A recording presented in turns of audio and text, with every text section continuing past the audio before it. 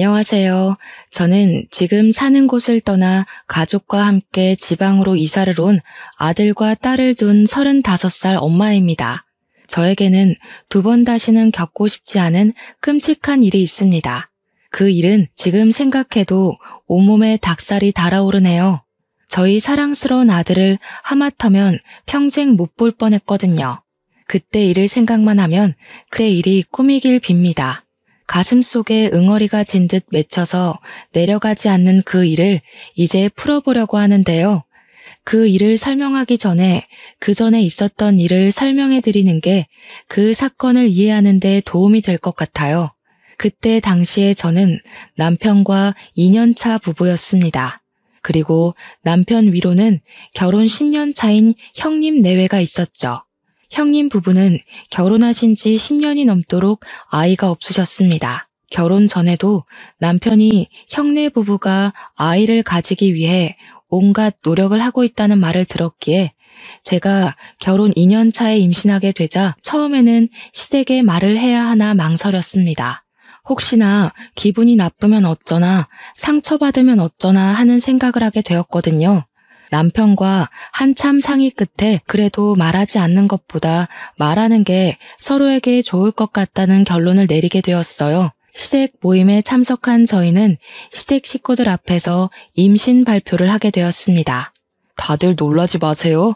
저희 아내가 임신하게 되었어요. 저희도 새 식구가 늘었으니 축하해주세요. 시댁 식구들은 모두 깜짝 놀라며 저희를 쳐다보았죠. 어머님, 아버님은 좋아하셨지만 형님은 눈은 웃고 계셨지만 그 뒤에 짓던 표정에 마음이 아팠습니다. 반가운 소식이 두 집에 같이 왔으면 얼마나 좋았을까 하고 말이죠. 그런데 일주일 뒤에 정말 반가운 소식이 들려오는 겁니다. 형님도 임신하셨다는 희소식이었어요. 그 소식에 저희는 그제서야 안도를 했습니다. 그 소식에 가장 좋아하신 분은 역시 시어머니였어요. 형님의 얼굴에도 웃음꽃이 활짝 피어 있었습니다. 형님, 너무 축하드려요. 드디어 아기 엄마가 되셨네요. 아직 극초기니까 조심하셔야겠어요. 그러게 말이야. 이거 다 동서 덕분인가 봐.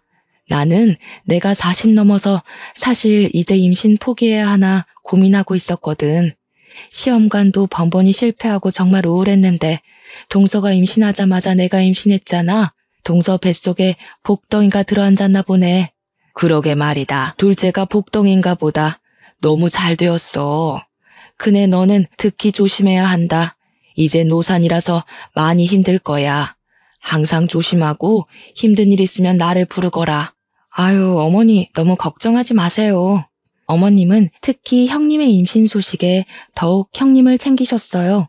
40이 넘은 노산의 초산이라 정말 힘든 시기를 같이 보내셨다고 했으니 더욱 애지중지 챙기셨습니다. 이제 어머님도 두 발 쫙 뻗고 주무실 수 있을 것 같네요. 두 분 다 너무 고생하셨어요. 동서 말도 마. 정말 마음고생이 심했어. 다른 사람들은 착상이라도 해보고 유산도 해보는데 나는 아이들이 착상도 하지도 않고 그대로 미끄러져 내리니까 너무 마음이 아프더라고. 보통 착상이라도 하면 임신 가능성이 있다고 본다고 하던데 나는 그것도 없었으니까. 형님은 손으로 아직 납작한 배를 문질렀습니다. 얼마나 그 아이가 각별한지 알 수 있었죠. 저도 그래서 형님의 아이가 건강하게 태어나길 기도하고 또 기도했습니다. 저희는 동시에 임신하게 되면서 많은 것을 공유했어요. 태교 정보나 육아용품 정보 등을 서로 나누었죠. 저희가 도란도란 앉아서 그런 것들을 인터넷으로 살피고 있으면 어머님은 동서 사이가 우애가 좋아서 좋다고 하시곤 하셨습니다. 시모들이 사이가 좋아서 아이들도 사이가 좋겠구나. 꼭 친형제처럼 지내겠어. 그러게요. 이제 보니 형님 예정일 언제신 거예요? 저는 9월 15일이에요. 형님은 저를 보고 당황하시더니 어색한 미소를 지어 보이더라고요. 아, 난 9월 23일이야. 어머, 그러고 보니 그럼 같은 달에 태어나는 거네요? 성별은 아직이겠네요. 아들일까 딸일까요? 너무 궁금한데 4, 5개월 정도는 되어야 나온다고 하네요. 그러게 말이야. 아들이고 딸이고 그냥 둘 다 건강하게 낳았으면 좋겠다. 그러게요, 형님. 병원은 어디 다니세요? 저랑 병원 같이 가요.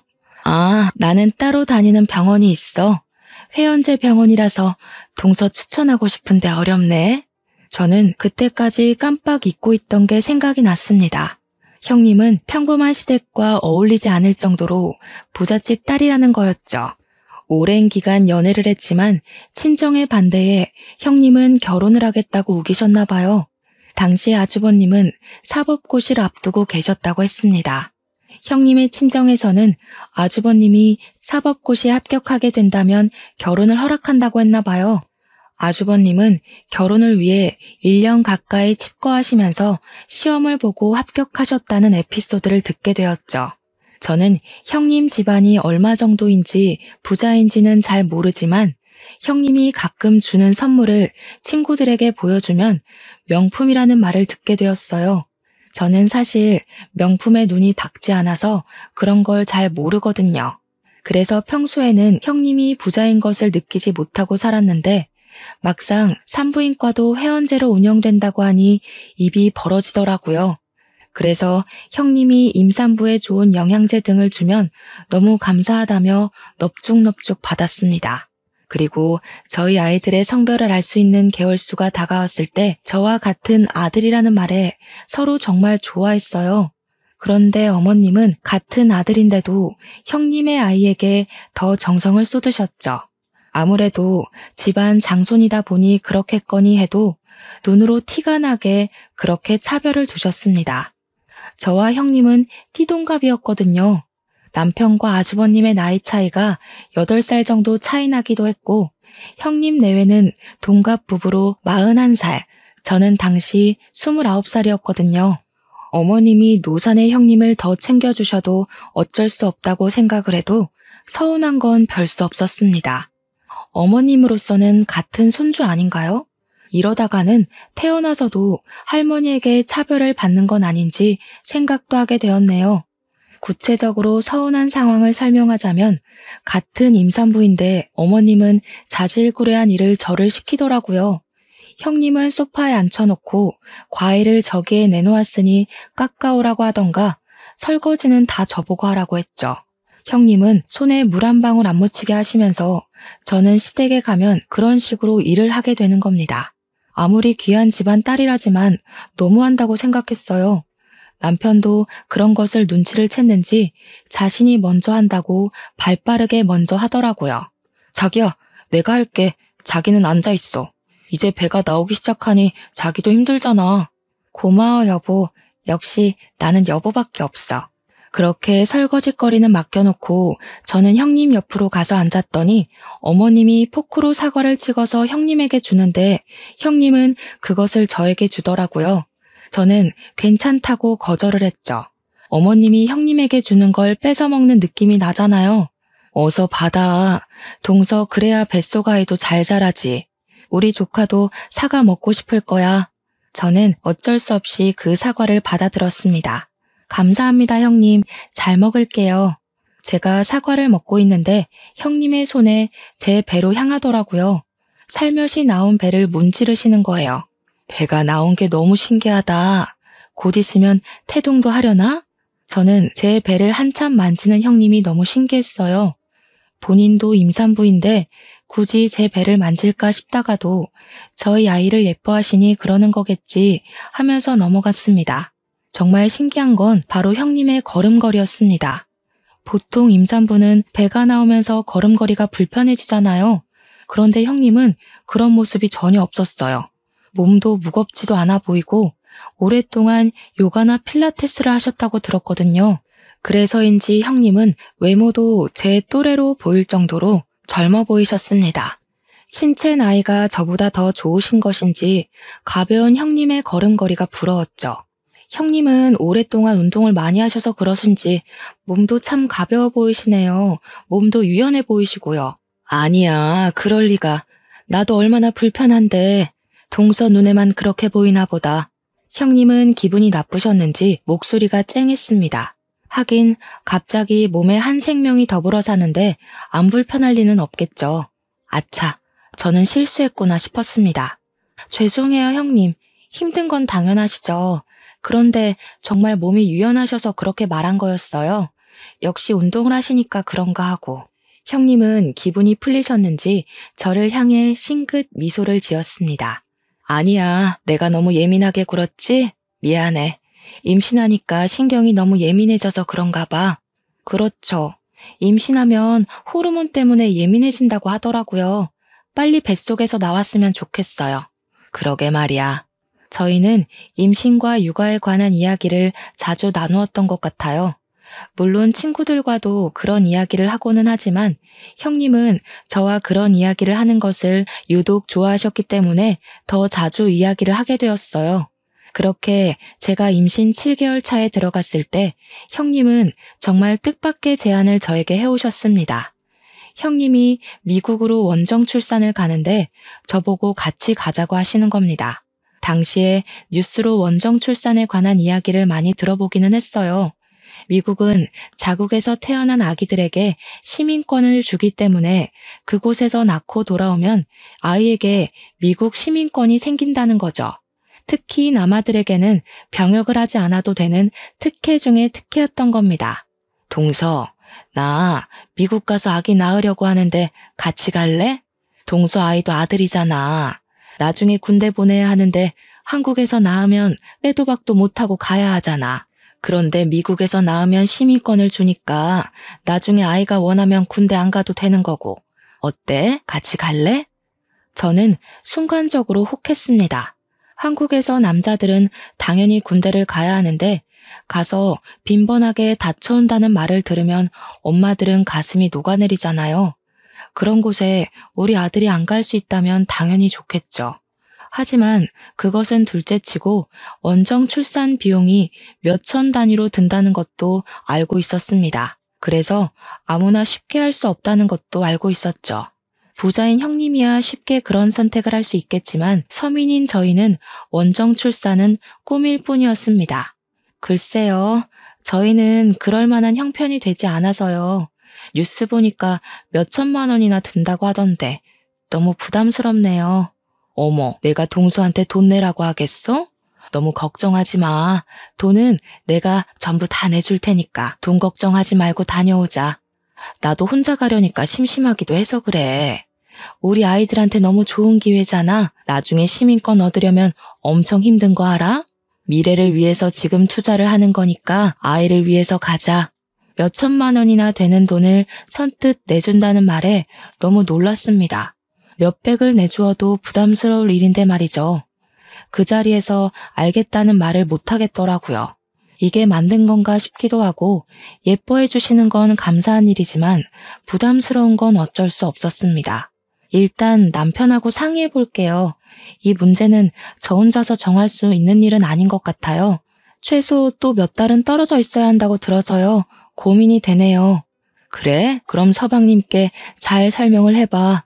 이렇게 좋은 기회 흔치도 않으니까. 비용은 걱정하지 말고, 알았지? 그날 저녁 남편에게 형님이 말한 원정 출산에 관해 이야기를 하게 되었습니다. 이건 아니다 싶다가도 아이의 미래를 생각하면 더없이 좋은 기회잖아요. 형님 아이는 원정 출산으로 시민권이 떡하니 생기니까요. 막상 그런 좋은 기회를 발로 차버리고 우리 아들은 시민권도 없고 군대까지 가야 하나 생각하면 놓치기 아까운 기회였습니다. 형님이 미국으로 원정 출산을 간다고 하는데 나랑 같이 가자고 하던데 비용은 다 형님이 지급해준다고 했어. 다녀올까? 너무 좋은 기회잖아. 그 말에 남편은 정색하기 시작했습니다. 원정 출산? 미국으로? 그게 무슨 말이야? 아이는 한국에서 낳아야지. 무슨 미국까지 가서 낳겠다고 하는 거야? 미국은 거기서 낳기만 하면 시민권을 주잖아. 그럼 나중에 미국 국적으로 선택하면 병역도 제외될 수가 있대. 당신도 군대 이야기하면 다시는 가기 싫은 곳이라고 생각만으로도 끔찍하다고 했잖아. 그런 곳에 우리 아들이 안 가면 얼마나 좋아. 제 말에 남편은 정말 의외의 말을 하기 시작했습니다. 자기 말이 맞긴 하는데 남자는 군대를 다녀와야 부모님의 소중함도 알고 주위를 살펴볼 여유도 생겨. 군대라는 게 꼭 간다고 좋은 건 아닌데 남자라면 다녀와야 사람 구실을 하기도 하고 나도 군대에서 철들었다니까. 아무튼 나는 반대야. 굳이 그렇게까지 군대에 안 가야 하나 싶기도 한데. 원정 출산 이야기를 하면 남편은 당연히 반길 줄 알았는데 반대를 하니 저도 원정 출산에 대해 회의적으로 바뀌기 시작했어요. 해외까지 가는 것도 부담스럽고 남편 없이 몇 달을 떨어져 있는 것도 괜히 싫어지더라고요. 그리고 출산 후에 친정엄마도 못 볼 생각을 하니까 앞이 까마득하게 바뀌기 시작했죠. 그 순간 그래, 남편 말이 다 맞지 라는 생각을 하게 되었습니다. 저는 형님에게 전화해서 해외 원정을 거절하게 되었어요. 여보세요? 아, 형님. 남편이랑 상의를 해봤는데요. 아무래도 해외 원정은 안 될 것 같아요. 서방님이 반대하는 거면 내가 설득해주면 어떨까? 잘 말해볼게. 너무 좋은 기회잖아. 아니에요. 저도 막상 나가려니까 친정엄마 옆에서 있는 게 더 좋을 것 같아서요. 아이가 비행기 탈 때까지 몇 달간 떨어질 생각을 하니까 못 갈 것 같아요. 그렇구나. 그렇지. 임신하고 출산하면 엄마가 더 보고 싶을 테니까. 알겠어. 동서가 싫다고 하면 나도 더 권유하지 않을게. 그런데 며칠 후에 어머님이 저에게 전화하시는 겁니다. 너희 형님이 미국으로 원정 출산을 가자고 하는데 왜 안 가겠다고 하는 거니? 이게 얼마나 좋은 기회인 거 모르는 거야? 너희 형편으로는 어림도 없는 일이잖아. 그런데 왜 안 가겠다고 하는 거니? 어머님은 저희가 원정 출산을 가지 않는 것에 화가 단단히 나신 것 같았습니다. 아, 네, 어머니. 남편이 반대하네요. 남자는 군대를 다녀와야 철이 든다면서요. 저도 어쩔 수가 없어요. 남편이 반대하면 네가 설득해야지. 그것 하나 설득을 못하는 거야? 아무튼 원정 출산 가라. 너희 형님이 너를 가엾게 여겨서 챙겨준다고 하는데 그렇게 거절을 하면 되겠니? 어머니, 죄송해요. 저도 막상 가려니 몇 달을 거기 있어야 한다고 하니까 좀 그래서요. 저희는 괜찮으니까 형님 혼자 다녀오라고 하세요. 너는 끝까지 진짜 아이 생각은 하나도 하지 않는구나. 어떻게 엄마가 되어서 그럴 수가 있다니? 제가 싫다고 해도 어머님은 한동안 저에게 전화하셔서 원정 출산을 가라고 하는 겁니다. 저는 그때마다 거절했더니 어머님은 제가 시댁에 가도 어머님은 저를 곱게 보시지 않았습니다. 그래도 어쩌겠습니까? 마음이 내켜야 그것도 가는 건데 어머님이 그렇게 나서서 저를 닥달하니 더욱 가기 싫더라고요. 그렇게 해외 원정 사건이 지나가고 막달이 다 되어가고 있었습니다. 시댁에 모여 밥을 먹고 다들 도란도란 이야기하고 있었는데 형님이 저에게 다른 이야기를 했습니다. 동서, 이제 막달인데 출산할 병원은 정했어? 네, 제가 다니는 병원에서 분만도 가능하다고 해서 그냥 다니는 병원에서 하려고요. 그럼 내가 다니는 병원에서 출산하는 건 어때? 형님이 한국에서 출산한다는 말에 깜짝 놀랐습니다. 당연히 형님은 원정 출산을 할 능력이 있으시는 분이니 미국에서 출산할 거라고 생각을 했으니까요. 형님, 미국에서 출산하시는 거 아니셨어요? 한국에서 출산하시는 거예요? 아, 응. 나도 혼자 가기 싫어서 동서한테 같이 가자고 한 건데 동서가 안 간다고 하니까 나도 가기 싫어졌어. 내가 다니는 병원이 회원제라고 했잖아. 거기 예약 잡기도 어려운데 겨우 한 자리 남아서 어렵게 구했어. 회원제 병원이요? 정말 좋은 병원일 것 같기는 한데 저는 또 고민이 되었습니다. 회원제 병원이라니 분명 제가 다니는 병원보다는 좋은 곳은 맞겠지만 그런 곳에 가도 되나? 그리고 또 역시 진료비가 걱정되었습니다. 병원이 회원제고 고급이니까 출산 비용과 입원비가 비쌀 테니까요. 형님은 눈치 빠르게 저의 걱정거리를 캐치하셨죠. 아유, 진료비 때문에 그러는 거야? 그건 걱정하지 말고 내가 다니는 병원으로 가자. 거기는 출산하면 바로 산후조리랑 같이 케어해주니까 옮길 필요도 없이 관리가 가능하다니까. 다시 큰돈을 들이면서까지 저를 살펴준다는데 좋기도 했지만 심적으로 부담감이 들었습니다. 형님의 도움을 또 거절하자니 형님이 크게 실망을 할 것 같았습니다. 제가 한참을 말 못하고 가만히 앉아있자 옆에 계시던 어머님이 형님을 거들었어요. 아유, 그게 무슨 고민이라고 그러고 있니? 네 형님이 이렇게까지 신경을 쓰고 있는데 그냥 네 하고 가면 되는 거야. 어머니의 말이 맞기도 했죠. 이 모든 게 저를 위한 형님의 마음인데 더는 거절하지 않기로 했습니다. 네, 어머니 형님, 저도 그 병원으로 갈게요. 형님이 어렵게 구한 자리인데 안 가는 것도 저한테 손해일 것 같네요. 그래, 정말 잘 생각했어. 안 가면 손해인 곳이라니까. 동서가 간다고 하니까 내가 마음이 놓인다. 그때는 그곳이 저의 불행의 시작이 될 줄은 생각하지 못했습니다. 역시 세상에는 공짜란 없는 것인데 말이죠. 저는 출산 예정일을 일주일 정도 남겨두고 형님과 함께 그 산부인과로 향하게 되었습니다. 예약제로 운영된다고 하는 산부인과는 인적이 드문 산속에 있었습니다. 그렇게 크지 않은 2층 건물이 꼭 산부인과라고 하기보다는 별장 같은 저택 같은 느낌이었죠. 간판도 없는 모습에 모르는 사람들이 온다면 그냥 집으로 착각할 정도였어요. 그래도 주위가 산이다 보니 상쾌한 나무 향기에 새소리까지 들리니 왜 산에 있는지 대충 짐작은 갔습니다. 심신이 안정되는 느낌이었으니까요. 안으로 들어가니 겉모습과는 다르게 정말 병원이었습니다.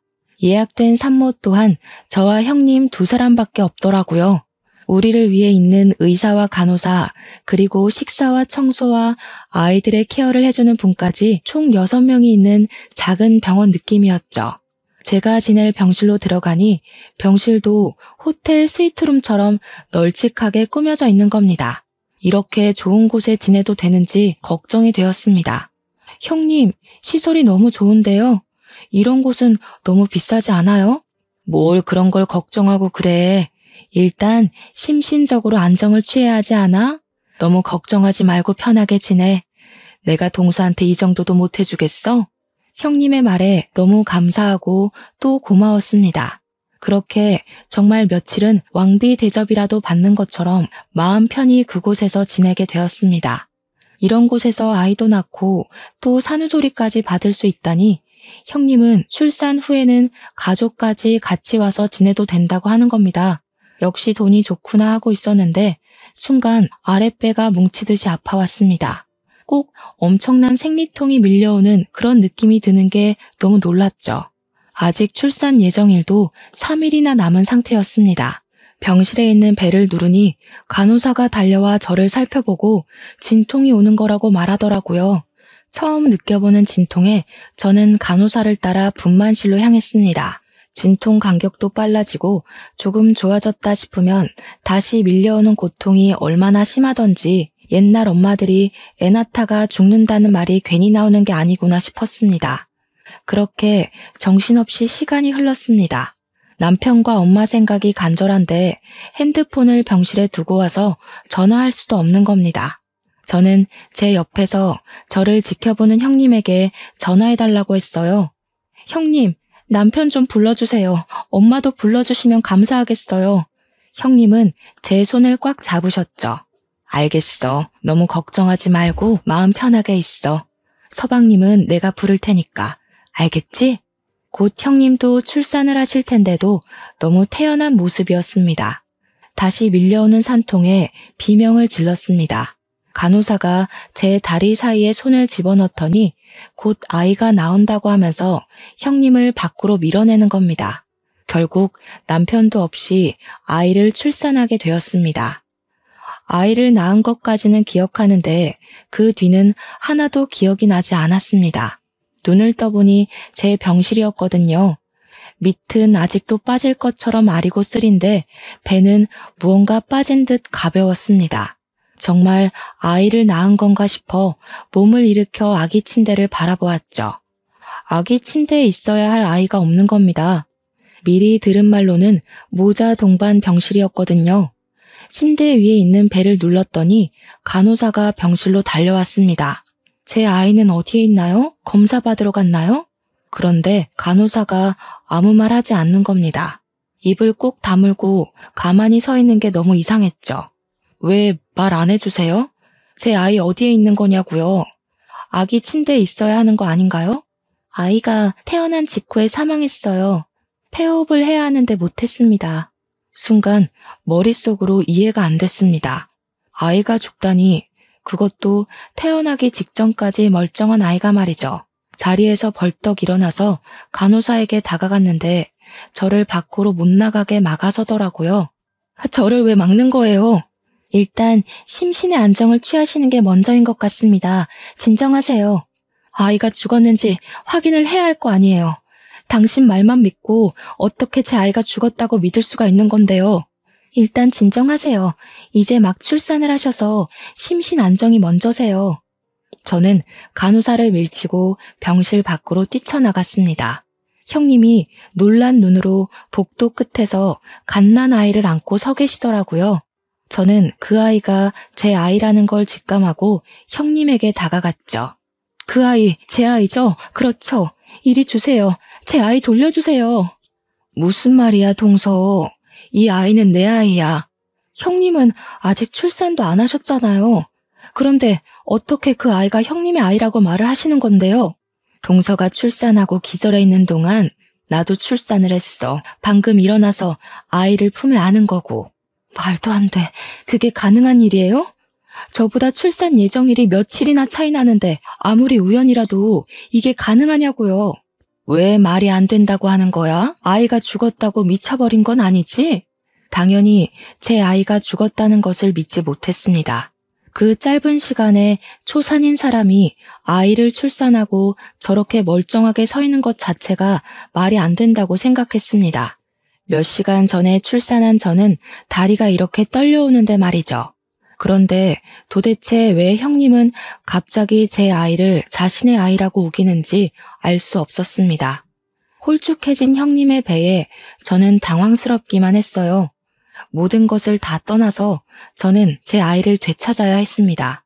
그리고 형님이 안고 있는 아이가 제 아이라는 확실한 증거는 제 아이의 시체를 보는 것뿐이라고 생각했습니다. 아이를 본다면 적어도 형님 아이 둘 중 누구의 아이는 죽은 게 틀림없으니까요. 그럼 죽은 아이라도 보여주세요. 역시나 제 말에 형님은 한동안 말 못하고 우두커니 서 있었습니다. 그러니 더 제 아이라는 확신이 들더라고요. 왜 말이 없어요? 제 아이 보여주시라고요. 안 돼. 동서가 보면 충격받을 거니까 잠시 쉬고 나중에 보여줄게. 제가 형님에게 다가가자 형님이 뒷걸음치는 겁니다. 아이가 다칠까봐 형님에게 달려들어 아이를 뺏을 수조차 없었습니다. 더 이상 형님을 자극하면 아이가 위험해질 것 같았습니다. 아이를 위해 한 발 물러서기로 했죠. 일단 방으로 돌아와 남편에게 전화했습니다. 여보, 내가 아이를 낳았는데 형님이 우리 아이를 데리고 가서 주지를 않아. 빨리 와. 어서 와. 너무 무서워.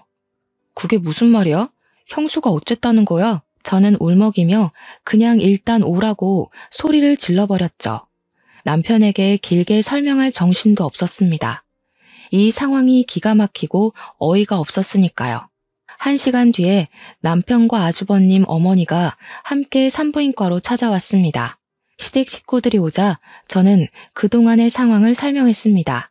다 제 편을 들어주고 제 아이를 찾아줄 것이라고 생각을 했지만 저의 이야기를 들어주는 건 오직 남편밖에 없는 겁니다. 상황을 바르게 판단할 줄 알았던 아주버님까지 그 아이는 본인들 아이라고 하니 정말 팔짝 뛸 노릇이었습니다.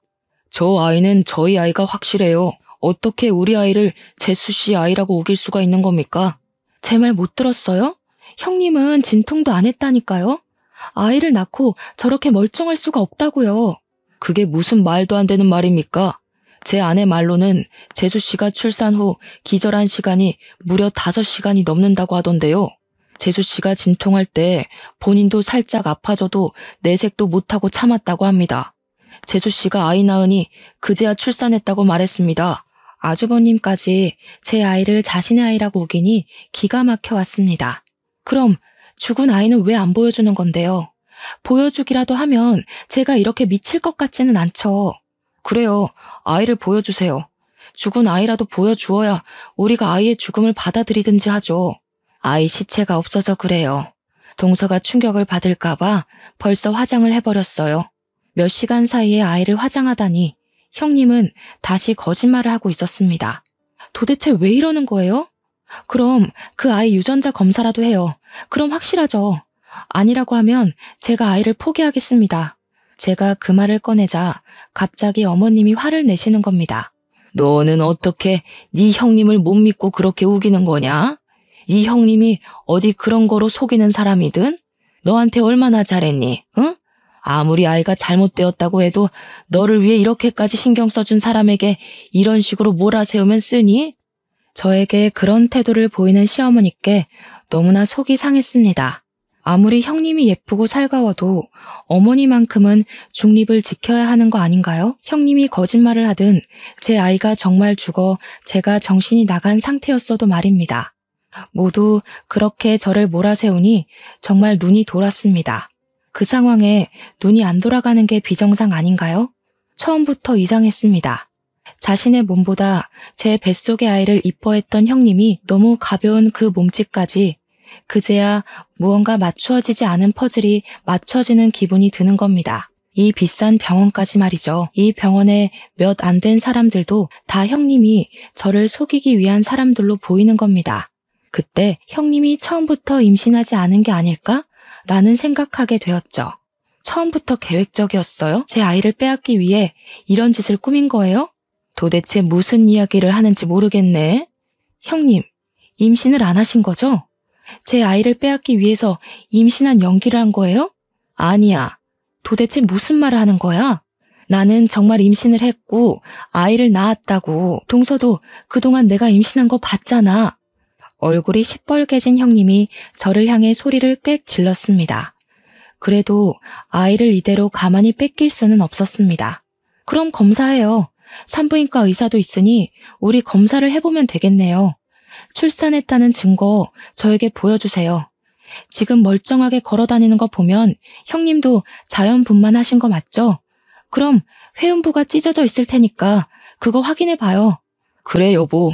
그러자 확인시켜주고 빨리 집으로 가자. 제 말에 동의하는 아주버님을 보고 안도의 숨을 내쉬었습니다. 그 상황에 쐐기를 받기로 했습니다. 산부인과 의사도 믿을 수 없으니 출산의 경험이 있는 어머니라면 확실히 알아볼 수 있을 거라고 생각했죠. 어머님도 같이 확인하러 가시죠. 그래야 모두 믿지 않겠어요? 무슨 말도 안 되는 소리를 하는 거야. 나는 진짜 아이를 낳았다고. 왜 내가 그런 검사를 받아야 하는 건데? 그럼 이 상황을 제가 어떻게 받아들여야 하는 건데요? 아이 시체도 없는 상황에서 형님 말만 믿고 이렇게 속절없이 아이를 빼앗겨야 하는 건가요? 아이를 낳았다면 확인시켜 주시면 되잖아요. 그 순간 형님이 아이를 안고 쏜살같이 병실 안으로 뛰어 들어가는 겁니다. 저는 형님을 따라 재빨리 병실로 뛰어들어가 형님이 문을 못 잠그게 막았습니다. 형님은 점점 뒤로 물러서더니 2층 테라스로 발을 옮겼습니다. 더 가까이 오기만 해봐. 여기서 아이랑 뛰어내릴 거야. 다시는 아이를 안 뺏겨. 알아들어? 저는 바닥에 털썩 주저앉아 눈물을 터뜨렸습니다. 아이를 안고 협박하는 형님을 도저히 따라갈 수가 없었어요. 그 모습을 본 시댁 식구들은 다들 놀라서 그 자리에 얼음처럼 멈춰섰습니다. 그리고 다 같이 흥분한 형님을 달래기 시작했어요. 그네야, 그게 무슨 짓이냐. 그러지 말아라. 그러면 안 되는 거야. 여보, 이리 아이를 어서 이리 줘. 그러다 큰일 나. 형님, 제발 그러지 말아요. 왜 그러는 거예요? 아이가 불쌍하지도 않아요? 형수님, 저희 아이 돌려주세요. 내 아이라고 말했잖아. 왜 내 말을 듣지 않는 거야, 왜? 다들 내 말을 안 듣는 거냐고. 난 분명히 아이를 가졌는데, 분명 입덧도 하고 배도 불러왔는데, 왜 다들 아니라고 하는 거냐고, 왜? 그 상황에 가장 충격을 받은 사람은 바로 아주버님인 것 같았습니다. 멍하니 밤 미친 사람처럼 구는 형님을 바라보셨습니다. 저는 제발 누군가 이 상황은 끝내주길 바랬어요. 믿기 싫은 현실에서 깨어나고 싶었습니다. 아주버님이 형님에게 천천히 다가가서 형님에게 말했어요. 여보, 아이 내게 줘. 난 믿어. 우리 아이가 있었다는 거. 그러니까 아이는 내게 줘.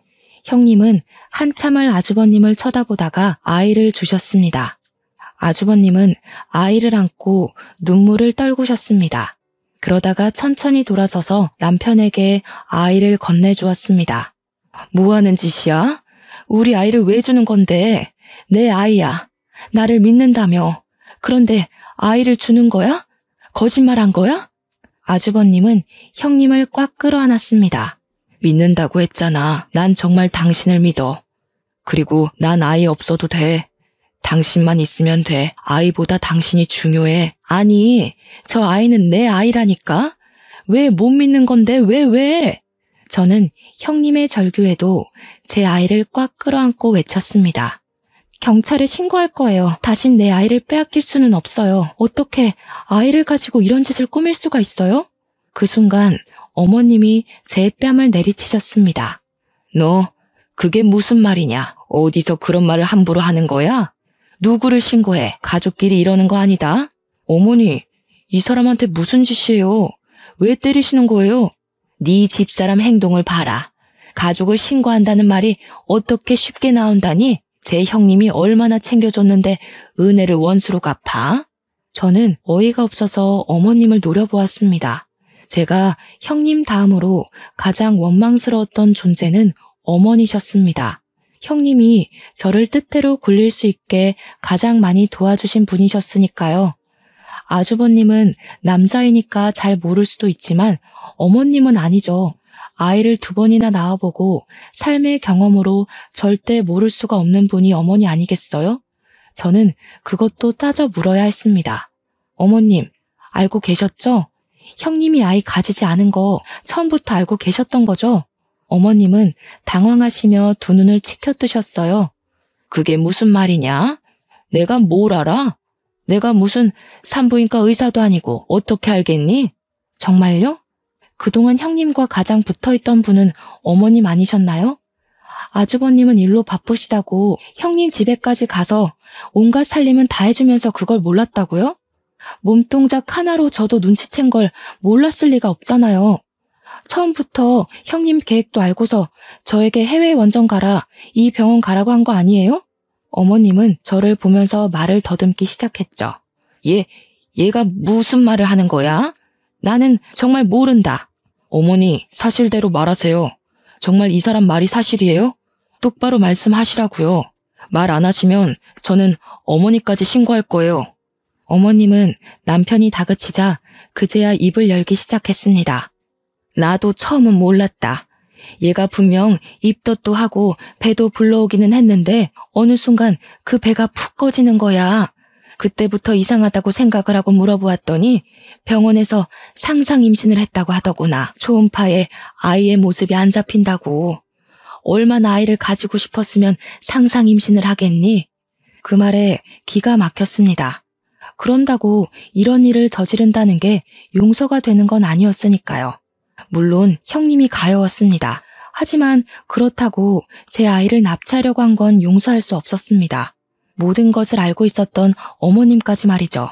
그런데 왜 처음부터 알고 있으면서 제 아이가 형님 아이라고 하신 건데요? 다 알고 계셨다는 거잖아요. 어떻게 제 뺨까지 때리세요? 지금 누가 가장 마음 아픈 사람이라고 생각하세요? 상상 임신으로 가지지 않은 아이를 잃은 형님이요? 아니요, 분명 내 몸으로 아이를 낳았는데 죽었다는 말을 들어야 했던 저였어요. 그 잠깐 모든 하늘은 무너져 내렸습니다. 울음소리 한 번 못 듣고 내 아이를 뺏겨야 했다고요. 그건 어쩔 수 없었다. 네 형님이 나한테 애원을 하더구나. 너희 아이를 키우고 싶다고. 자신은 이제 나이도 있고 남편이 그렇게 좋아하는데 이대로 아이가 없다고 말 못한다고. 너희 아이니까 같은 핏줄이니까 너만 모르게 아이만 데려오면 된다고. 너희는 아직 젊으니 다시 아이를 가질 수 있잖아. 정말 미안하다. 너희에게 미안해. 하지만 한 번만 너그러이 이해를 해줘라. 오죽하면 이렇게 했겠니? 어떤 정신을 가지고 있으면 저런 말을 아무 죄책감도 없이 내뱉을 수가 있는 걸까요? 어머니, 돌고래도 새끼가 죽으면요, 한동안 업고 다니는 거 아세요? 저는요, 죽었다는 자식의 얼굴도 못 봤어요. 정말 죽었다면 제게 차가운 아이라도 안고 떠날 기회를 주셨어야 해요. 멀쩡히 살아있는 아이를 형님이 안고 있는 작고 붉은 핏덩이를 보는 순간 한눈에 제 아이인지 알아보겠더라고요. 사람이라면 그러시는 거 아니에요. 다시는 저와 손주 볼 생각하지 마세요. 왜 그러니? 내가 도대체 무슨 잘못을 했다고 이러는 거야? 어머니, 정말 잘못이 없으세요? 저한테는 미안하지 않으세요? 형에게 자식을 주면서 제 생각은 하나도 안 하시는 거네요. 그건 제가 어머니 자식이 아니라는 소리 아닙니까? 이제 둘째 아들은 없다고 생각하십시오. 어머님은 남편을 보면서 할 말을 잃으신 듯 멍하니 자리에 주저앉으셨습니다. 저희는 아들을 꼭 끌어안고 집으로 돌아왔습니다. 엄마가 급히 우리 집으로 오셔서 저의 몸조리를 해주셨습니다. 무슨 일이야? 왜? 너희 형님이 좋은 산부인과에 예약을 해주었다면 이게 지금 무슨 상황이야? 저는 엄마를 보면서 꽉 끌어안고 다시 눈물을 흘렸습니다. 그때는 엄마에게 그 복잡한 상황을 말을 하지 못했습니다. 너무 놀라고 어머님과 형님이 제 아이를 죽었다고 속이고 빼앗으려 했다는 상황을 다시 설명하기가 끔찍할 정도로 싫었습니다. 혹시라도 아이가 저를 떠나버릴 것 같았거든요. 남편도 이번 사건으로 충격이 컸는지 저희 친정이 있는 지방으로 이사를 하자고 했고 바로 직장을 그만두고 집을 알아보더군요. 믿었던 어머님에게 속고 버림받은 느낌이 들었다고 최근에서야 말을 하더라고요. 지금은 저희는 친정과 왕래를 하고 잘 지내지만 시댁과는 완전히 연을 끊어버렸습니다. 형님 내외도 시댁과 연을 끊어버렸기에 지금은 어머님이 어떻게 지내시는지 알 길이 없습니다. 남편은 가끔 형과 연락은 주고받고는 하지만 서로 얼굴은 보지 않더군요. 남편에게 전해 들은 말로는 형님은 그 뒤에 정신분열증 증세를 보였다고 합니다. 분명 임신했는데 왜 아이가 없는 거냐며 아이를 낳았는데 아이가 없다고 어디 있냐고 소리를 지르면서 밖으로 뛰쳐나가길 반복했답니다. 길거리를 헤매고 다니면서 보이는 아이를 납치하려고 하는 일까지 벌어지면서 지금은 정신병원에 입원 중이라고 해요. 아주버님은 직접 제게 전할 수가 없으니 남편에게 미안하다고 전해주라고 했다고 합니다. 그때 당시에는 본인도 간절하게 아이를 원했기 때문에 눈앞의 진실을 보지 못했다고요. 형님이 얼마나 아이를 간절했으면 상상 임신을 했을까 싶다가도 그 일을 생각하면 결국 가여운 마음도 사라져버렸습니다. 형님이 한 짓은 절대로 해서는 안 되는 일이었고 우리 가족을 모두 철저히 속이고 농락한 거니까요. 멀쩡히 살아있는 아들을 가슴에 묻고 빼앗길 뻔했습니다. 지금은 잘 자라서 어린이집을 다니는 아들을 보면 뿌듯합니다. 그러면서 아직도 마음 한구석이 응어리처럼 맺혀있는 것은 어쩔 수가 없네요. 사람의 고통 중에 가장 큰 고통이 자식을 잃는 고통이라고 했던가요? 저도 극히 공감하는 바입니다. 아주 잠깐이었지만 아직도 그 짧은 순간을 기억하면 세상이 무너져 내리는 것 같았으니까요. 다시는 아무도 그런 고통을 겪지 않기를 빌면서 이만 글을 줄이겠습니다. 저의 이야기는 여기까지입니다. 들어주셔서 감사해요.